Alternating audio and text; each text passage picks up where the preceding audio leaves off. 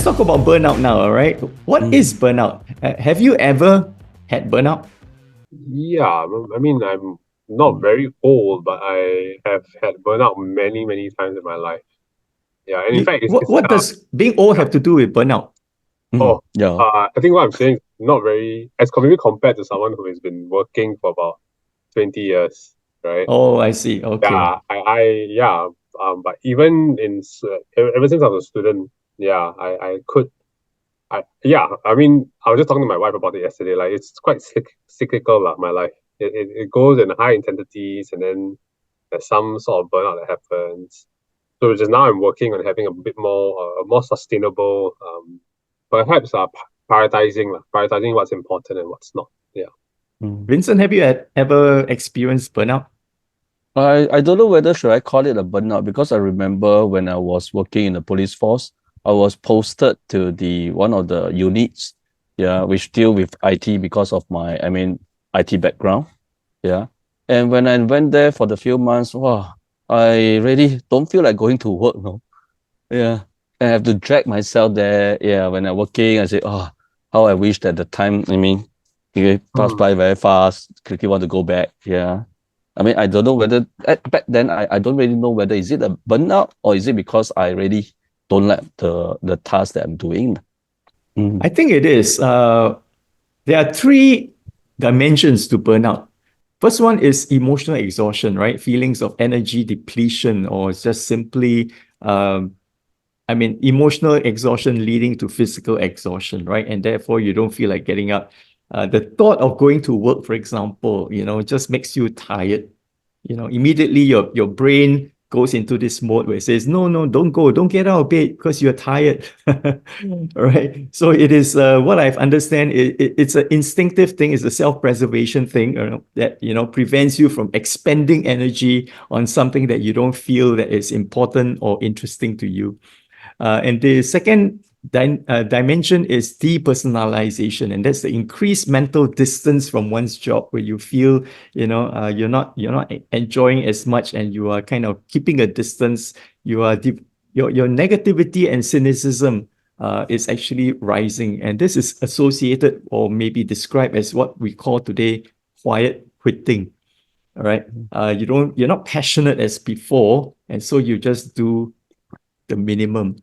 And then the third dimension is reduce personal accomplishments, right? And that is when you feel that your what you're achieving is actually getting less and less, right? You're not seeing the success, you're not seeing the achievements, you're not seeing the impact that you are supposed to be creating, and then you begin to ask yourself, why am I doing this? You see? And so just now, when I was sharing with you about Seth Godin's survey of 10,000 people, one of the top four was this, that we could accomplish more. All right. I was surprised that I could accomplish all these things. And as a team, when we work together, we could do these important things. Yeah. So I think, yes, I think, Vincent, what you experienced back then was something very close to being burnout. And at the end, I think within 3 months, I asked for transfer. Well, thank God you did, right? Thank God you did. Yeah. What if you didn't? I will resign straight away. Yeah, but a good thing is Mm. that my last posting before I left, police force, I enjoy my work, yeah, and learn a lot of things. Yeah. I think one of the times that I experienced burnout was when I was working in a travel agency. I was there for altogether 11 months, just a kind of interim thing, I was in between, and then I was kind of asking myself, what's next, right? And aligning myself and finding my bearings. So this couple who started this travel agency asked me to join them and to help them with certain kind of events. So I said, okay, how hard can it be? I tell you, it was. I've not worked so hard in my whole entire life. All right, and towards the end of the 11 months, I mean, I didn't know how long I was going to be there, right? But towards the 10th, 9, 10, 11 months, there was this sense in me that was kind of growing, and this dissatisfaction, this really tiredness and all that, right? And finally, I was able to put my finger on it. And what was really bothering me was that I was meeting people's wants. As a travel agent, right? You take people's orders. Can you book me a hotel room, right? Book a hotel for a group of 10 or 20 or 50, right? So then they'll give you a whole wish list. I want this, I want this, I want this, I want this. By that time, I was kind of, saying, I'm tired of meeting people's wants. I want to meet people's needs. Right? And so that was the frustration. That was the kind of dissatisfaction, right? And I kind of no longer enjoyed it. I didn't look forward to coming to work every day. And finally at the 11th month, I said, well, that's enough, right? So it became clear for me, and I think it's a good thing I got the job. I agreed to, at least give it a try, because that kind of solidified or crystallized what I didn't want to do, right? I didn't want to be meeting people's wants, and what I wanted to do was to meet people's needs. That's interesting. Yeah. I Well, and think I people's think, want and yeah, needs. Yeah. yeah, and I think that experience just reveals so much of who you are, right, Parson, and the gift of who you are. And the gift of who you are, you align more on the needs. And I think sometimes meeting people's wants pay more, You start up a luxury watch brand, it pays you more, Yeah, but people's needs, stuff at home, right? My own mental health, my health needs, right? A person does all of this, right? Health, he does mental health, he does parenting. These are needs of individuals. And I'm very thankful that that you committed to this needs lah. Yeah, it's such a gift to so many of us. Yeah. Yeah. But the interesting thing is, when it comes to wants, people are willing to pay more. When it comes to needs, sometimes they say, I don't want to pay. Can I have it for free? Yeah. Yeah. Yeah. So I think, I think you're right. It kind of revealed to me, where my values lied, and it made things clearer, like I said. So sometimes, doing things, taking up a job, you're not sure whether this is a job you want. Never mind, try it, because it will tell you who you really are. It will reveal things about you. You discover things about yourself, your strengths, maybe even hidden strengths. Okay. And many, many other things that will come in useful later. Right. And I think working in a travel agency also helped me to understand the system and appreciate people in the hospitality industry.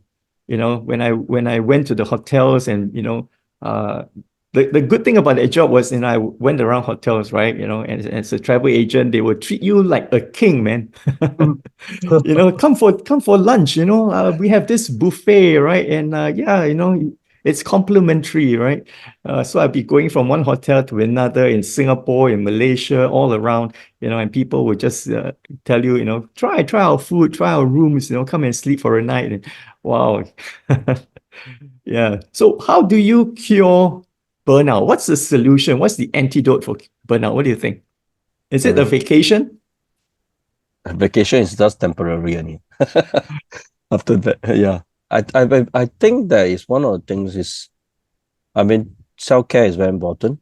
Yeah. Know what you really need, especially if, let's say, for long working hour, I think sometimes people cannot have the time to self-care. Yeah.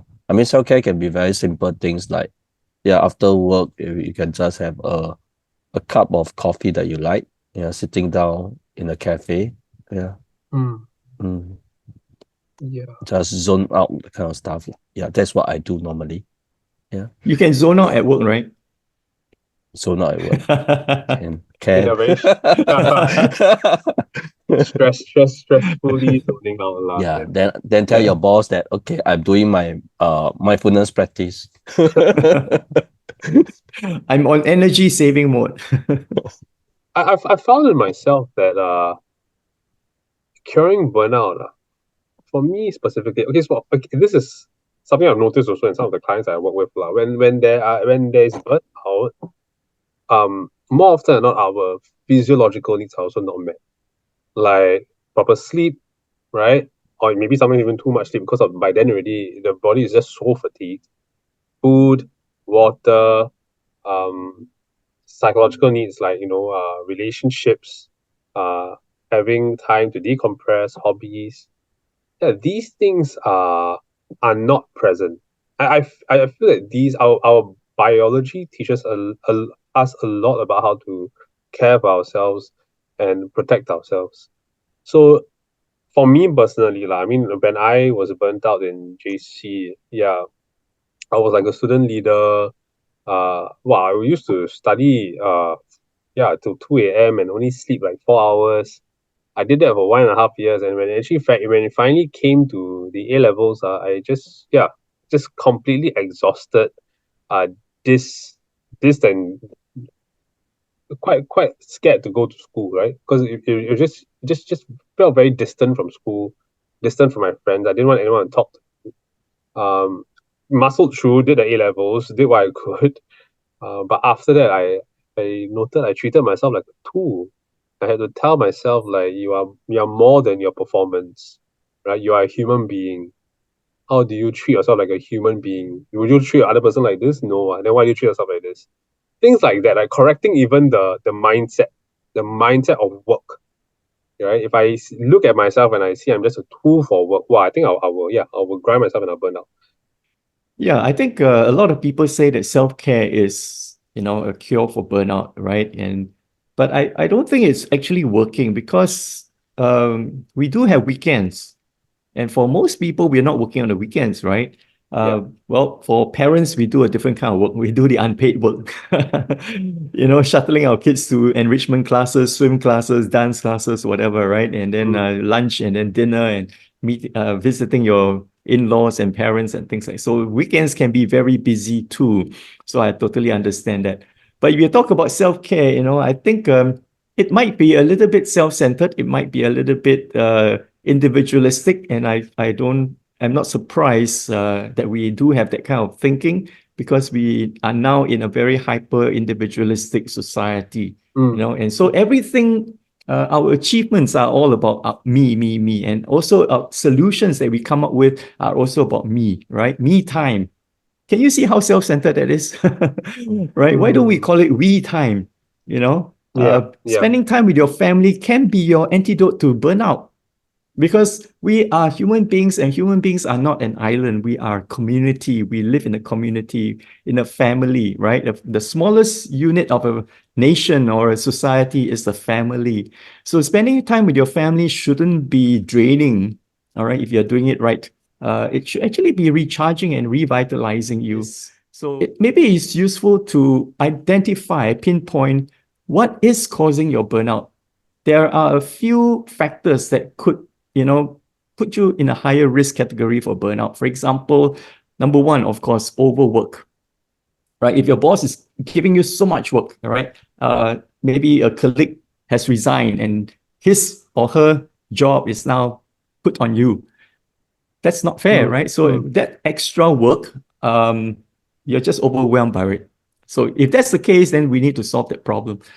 For another person, it could be agency, right? How many times we have said, oh, I've got no choice. I got to do this. I've got to go to this place. I've got to, I always ask people, are you sure you really have no choice? Who has taken away your agency? Who has taken away your freedom to make a choice? You're not a slave. You're not an oppressed people. We're not living in a communist regime, right? So we do have a choice. It's just that maybe we lack the courage to make the choice for ourselves. Okay. And for another person, it may be just, this person needs more of rewards, for example, in terms of compliments and praise and recognition, but he or she is not getting it. So they feel very bad, they feel, oh, I'm not appreciated here. I don't feel, that I'm, kind of valued in this place. And that can also demoralize you, and say, maybe I should go to somewhere that I'm really valued. Yeah. Or it could even be the corporate culture that is toxic. People are just backstabbing each other and it's very competitive nature and things like that. So I think to identify what's really causing your burnout can help you to be more targeted in your antidote. Okay, just like if you have a headache, right? You don't just take a Panadol. Find out what's causing it, right? It could be blood pressure, could be a migraine, could even be a tumor. And taking a Panadol may not solve all the problems.